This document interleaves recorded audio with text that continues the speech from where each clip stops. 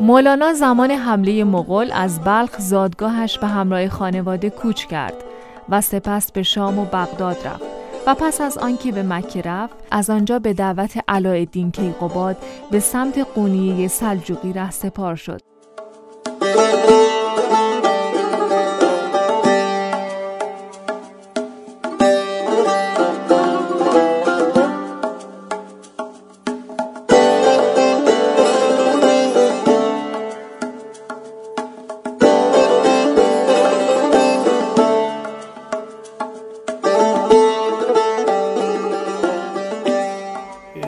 تحولی در زندگی مولانا رخ می‌دهد، آن هم دیدار با شمس تبریزی بود. بعد از ماجرای دیدار با شمس تبریزی، یعنی در سن 38 سالگی مولانا رخ داد، 30 سال بعد از آن زندگی کرد، یعنی سال 672 از دنیا رفت. در این 30 سال تحولات شگرفی در پهنه عرفان و ادب اسلامی و ایرانی پدید آمد.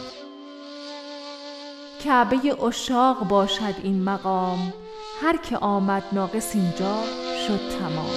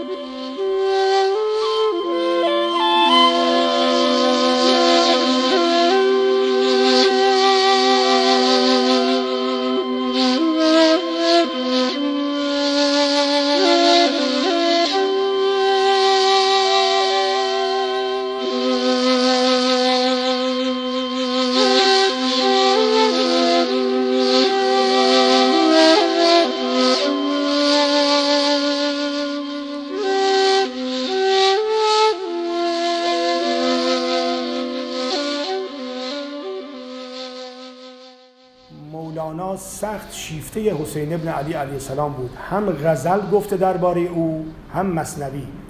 اون غزل معروف کجایید ای شهیدان خدایی، بلا جویان دشت کربلایی، کجایید ای سبک روحان عاشق، پرنده طرز مرغان هوایی، کجایید ای در مخزن گشاده، کجایید ای نوای بینوایی، کجایید ای در زندان شکسته، بداد وامداران را رهایی، کف دریا صورتهای عاشق، ز کف بگذر اگر اهل صفایی. عشق اندر فضل و علم و دفتر و اوراق نیست، هرچه گفتگوی خلق آن ره عشاق نیست. شرح عشق اندر ازل دادند، بیخ عشق اندر ابد، این شجر را تکیه بر عرش و سرا و ساق نیست. عقل را معزول کردیم و هوا را حد زدیم، کین جلالت لایت این عقل و این اخلاق نیست. چون شدی معشوق از آن پس هستی مشتاق نیست، تا تو مشتاقی بدان کین اشتیاق تو بتیست.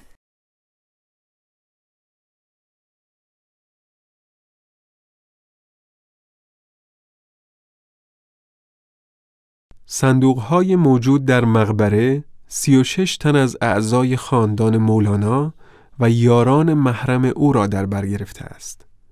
اجساد اینان را در واقع درون سرداب گذاشتند و نه در داخل صندوق. و از وقتی درگاه در نیمه اول قرن 20 به صورت موزه درآمد، برخی از این صندوق‌ها را به جاهای دیگر منتقل کردند. کتیبه‌های مقابر مختلف حکایت از این دارد که چند تن از زنان در اینجا مدفون هستند. از جمله همسر دوم مولانا کرا خاتون، در کنار او دختر مولانا ملکه خاتون و جلال خاتون نوه سلطان العلماء بهاءالدین و دست کم 8 زن دیگر از مولویان در اینجا به خاک رفتند.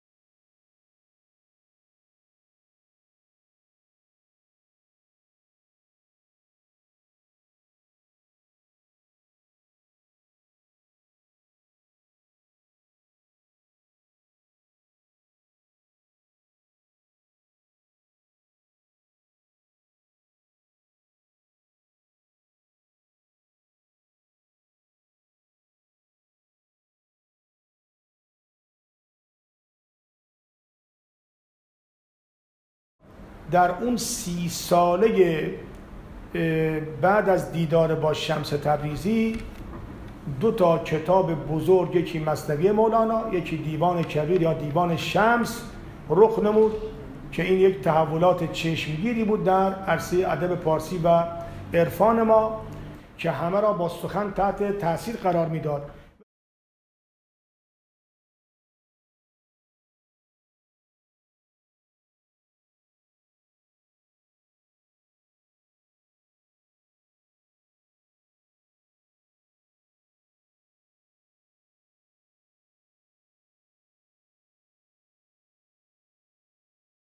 با آنکه آثار مولوی به عموم جهانیان تعلق دارد، ولی پارسی زبانان بهره خود را از آن بیشتر می‌دانند، چرا که حدود 60 تا 70 هزار بیت وی پارسی است و خطبه‌ها و نامه‌ها و تقریرات تعالیم او به شاگردانش که آن را ثبت کرده اند نیز به پارسی میباشد. حدود 1000 بیت عربی دارد و کمتر از 50 بیت به زبان یونانی یا ترکی داشت.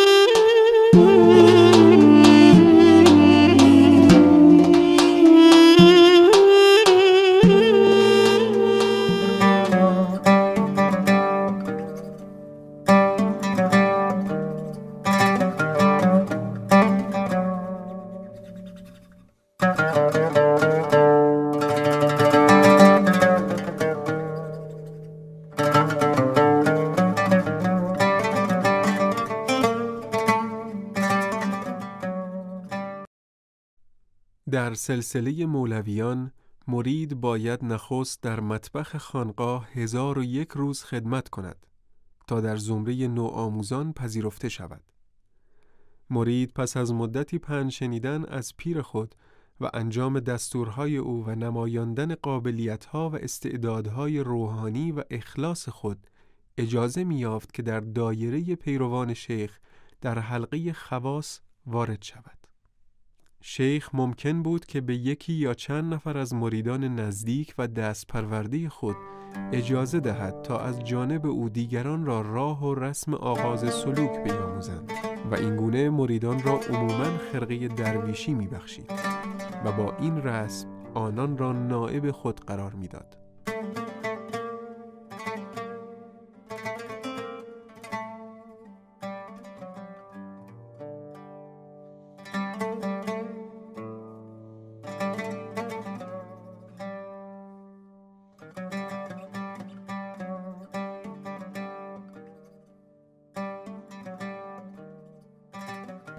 مولوی به رقص و سما رو آورد چون عشق طربناک و عرفانی داشت، عرفانی که غم را بر خود حرام دانسته بود.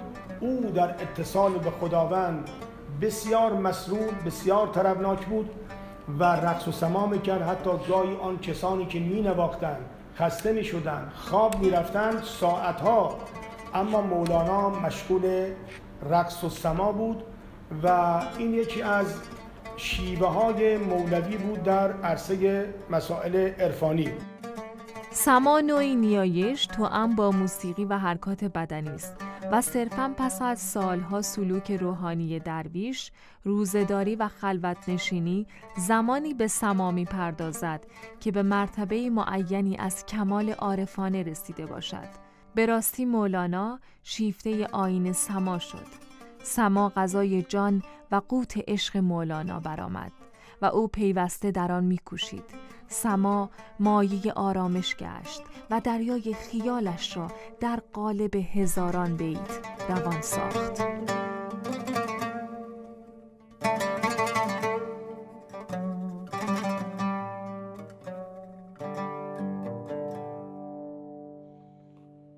رقص و جولان بر سر میدان کنند، رقص اندر خون خود مردان کنند.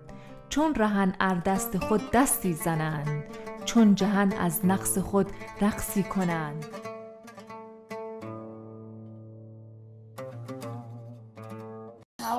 How is this? Their ideas? We don't say for this time because the dervish system is finished nearly 100 years before. Because Atatürk closed all the dergahs and tekkas 100 years before, and then some Sufis, some masters, they continued the underground. Underground? Yeah, underground, because it's not legal. Even not now is not legal. You mean dargahs are underground or don't? They are not? They're hidden. Yeah, they're hidden. Yeah, 100 years, and then now. Formally illegal now, but all the people are can go to the... ای مرد سما معده را خالی دار، زیرا چو توییست نی کند ناله زار.